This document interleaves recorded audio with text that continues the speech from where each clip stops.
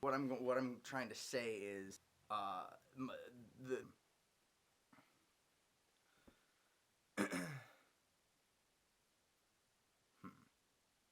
just do it, just do it, do it. My goal here is to bring you a coherent tutorial on dials. Dials. Boom. Dials. Boom. Dials. Dials. Dials.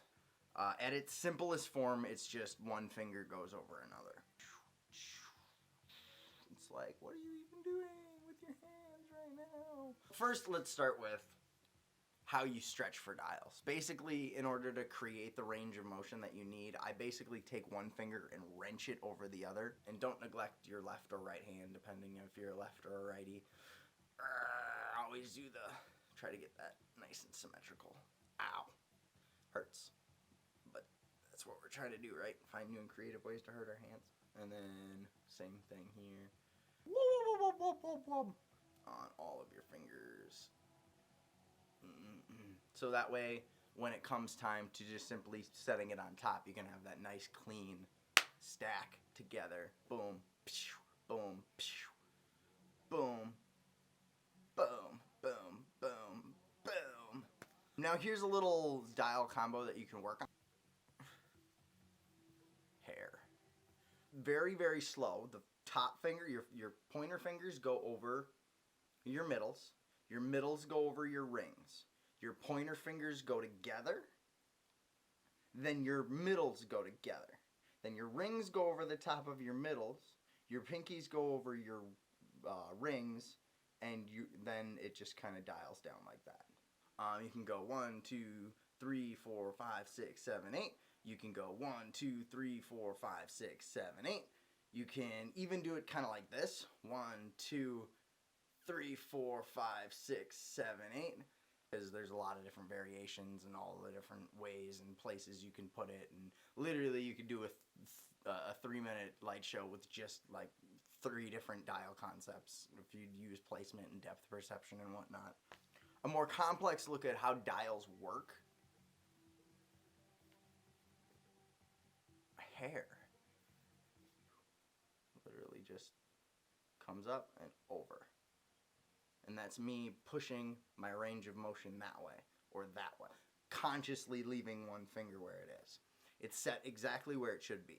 But the other fingers come up and open, and that's all you really have to do to create that dial, is to have that range of motion. Now I kind of want to look at how you can apply stacked dials to the grid. So this distance right here, I have mapped out that I could create boxes. The start of my first knuckles is half that distance. So if you think about it like that, you'll also notice that when you have your fingers dialed, the distance of the height, or the height of it, is actually the same as the width of it. So that creates more opportunities to put your dials literally on the grid. So if you were to go from 1, 2, 3, you could then hinge down and stick out one finger, and now you have this little gun dial creature thingy going on here, and you have this other hand that is free to do whatever and control it or whatever you want to do. The thing to remember is that what's going to create the 3-dimensional space is not the dial, because the dial or the stack, it looks pretty much the same as having your fingers like this, right? So what's going to create the 3-dimensional space is having a finger extended or having a thumb down. And the thumb and the hinge here, these hinges are what create the 3-dimensional space with these stacks to create these illusions of dials on the grid, if that makes sense. I probably babbled through this, and I probably stuttered, and I probably will edit it, and I probably will edit it, and I probably will edit it. I don't know. Just do it. Use my code, please. It's Jest 3M, Jest 3M. 10% off. Hit me up, and I will tell you more about dial things over the internet or over Skype talk or even in person if you're local.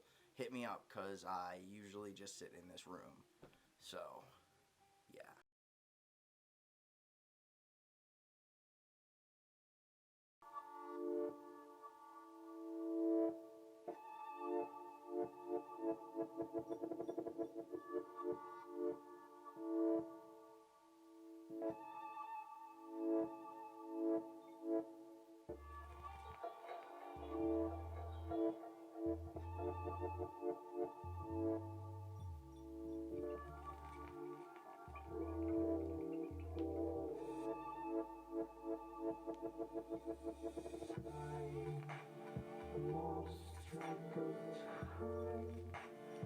Staring into those eyes, oh.